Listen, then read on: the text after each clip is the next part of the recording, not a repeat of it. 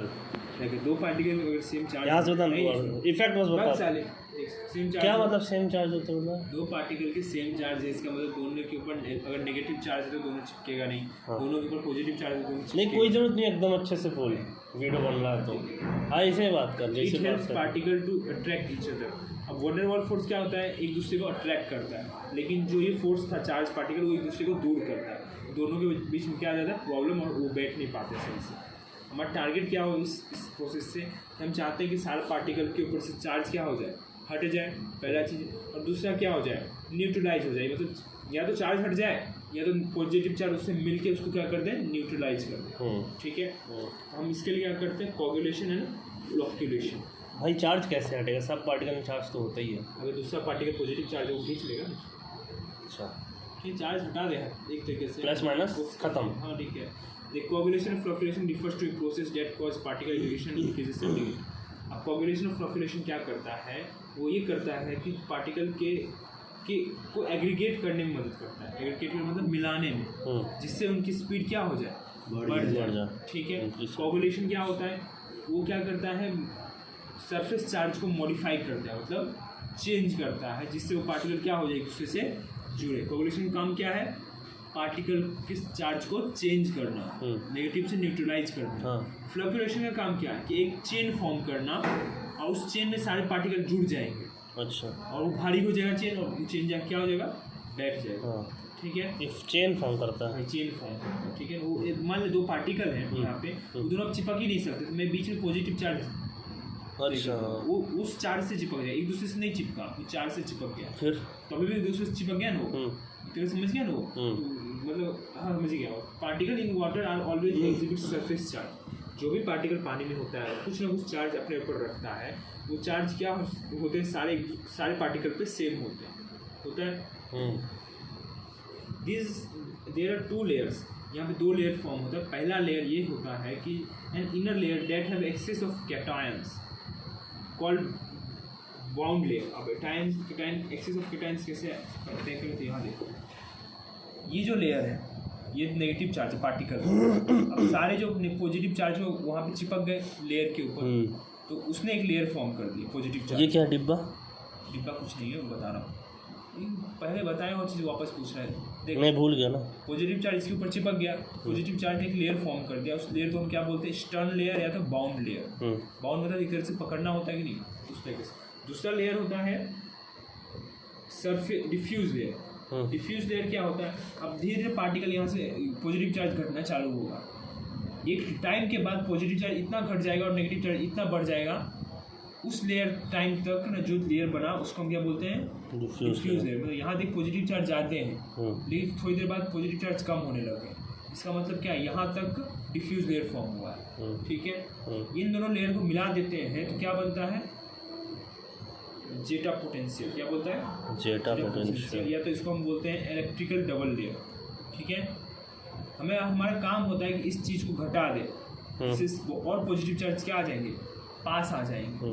ठीक है, पास आ जाएंगे तो आसानी से ये पार्टिकल यहाँ से हटना चालू हो जाएगा, इकट्ठा हो जाएंगे और नेगेटिव चार्ज हटना चालू हो जाएगा। ठीक है, जेटा पोटेंशियल को हमें घटाना होता है जिससे पॉजिटिव चार्ज पास में आए।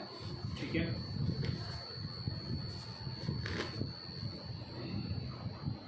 चार्ज को न्यूट्रलाइज करने के लिए हम क्या करते हैं, उसमें कोगुलेंट ऐड करते हैं। क्या ऐड करते हैं, कोगुलेंट, इनऑर्गेनिक कोगुलेंट।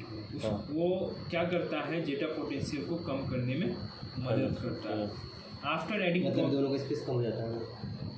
हाँ, मतलब कि दो पार्टिकल है ना, यहाँ पर एक और पार्टिकल हुआ, वो आराम से यहाँ पे अब चिपक जाएगा। जेटा पोटेंशियल के कारण वो पार्टिकल पास में नहीं जा पा रहा है।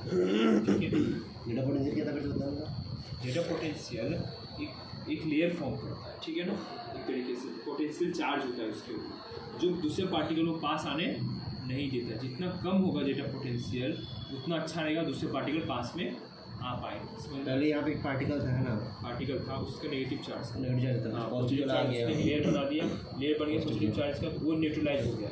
ठीक है, लेकिन बीच में और भी पॉजिटिव चार्ज है। ठीक है ना, जो न्यूट्रलाइज होने में थोड़ा दिक्कत दे रहे हैं, तो क्या करेगा, सारे पॉजिटिव चार्ज यहाँ पे आ जाते हैं, एक साथ आ जाते हैं, तो सब न्यूट्रलाइज हो जाते हैं कि नहीं। तो यहाँ गैप कम हो जाता, तो दूसरा जो पार्टिकल यहाँ होगा वो तुरंत पास में आगे, इससे क्या हो जाता, चिपक सकता है। समझ में आ गया। अब पॉजिटिव चार्ज यहाँ पे है, ये यहाँ नहीं आ पा रहे हैं, तो ये पॉजिटिव चार्ज में न्यूट्रलाइज नहीं होंगे। समझ में, बीच में दिक्कत देगा वो। ये समझ में आ रहा है। अब क्या हो रहा है, after adding covalent is cause potential decay. Covalent add होने के बाद पोटेंशियल डीके होता है, मतलब पोटेंशियल चार्ज मतलब जेटा पोटेंशियल घटता है एट सफिशिएंट कंसंट्रेशन। अगर जो एक कंसंट्रेशन पे हम कोवैलेंट को ऐड करना पड़ता है, अगर उसको जिस कंसंट्रेशन पे हम कोवैलेंट को ऐड करते हैं जब जेटा पोटेंशियल 0 होता है, उसको कंसंट्रेशन को हम क्या बोलते हैं, क्रिटिकल कोवैलेंशन कंसंट्रेशन। समझ में आया। दस Fe3+ and Al3+ are more efficient than CO2। अलग अलग होता है कोवैलेंट। +3 चार्ज है तो ज़्यादा इफेक्टिव होगा, +2 चार्ज ज़्यादा उससे कम होगा, और +1 चार्ज उससे कम होगा। ठीक है। अब क्या हो रहा है यहाँ पे, in involve formation of hydroxide particle as they settle known that collect particle that collect particles as they settle known. अब क्या हुआ, ये जो प्रोसेस चल रहा है, इस चार्ज है वो हाइड्रो ऑक्साइड प्रेसिपिटेट को फॉर्म करेगा। ठीक है। वो क्या करता है, सारे पार्टिकल को कलेक्ट करता है एक तरीके से। हाइड्रोक्साइड फॉर्म हुए इसे डिक्लेयर, वो छोटे छोटे पार्टिकल क्या करेंगे, उसके पास कलेक्ट कर लिया। ठीक है। तो ये एक तरीके से काम क्या कर रहा है, स्विफ्ट फ्लक्चुएशन का काम कर रहा है। कोगुलेशन का काम क्या था, नेगेटिव चार्ज को न्यूट्रलाइज करना। लेकिन यहाँ पे क्या हो रहा है, न्यूट्रलाइज तो हो गया, लेकिन पार्टिकल एक दूसरे के पास आना भी तो चाहिए ना। तो ये जो Al3+, Fe3+ और CO2+ है ना, तो वो एक हाइड्रोक्साइड प्रेसिपिटेट फॉर्म करते हैं, जिससे वो सारे पार्टिकल एक दूसरे के पास भी आने लगते हैं। तो ये एक तरीके से उसके अंदर स्विफ्ट फ्लक्चुएशन भी होने लगता है। हम कोवैलेंट ऐड किया, लेकिन स्विफ्ट फ्लक्चुएशन भी वहाँ पे होने लग गया। लेकिन याद रखना, कोवैलेंट ज़्यादा बढ़ा दिए क्रिटिकल कोवैलेंशन कंसंट्रेशन से, तो वहाँ पे क्या हो जाएगा, रीडिस्पर्सन हो जाएगा। रीडिस्पर्सन का मतलब क्या होता है कि नेगेटिव चार्ज था, उसकी जगह पॉजिटिव चार्ज बढ़ जाएगा वहाँ पे। समझ में आ गया। अगर Fe3+ और A3+ डालते हैं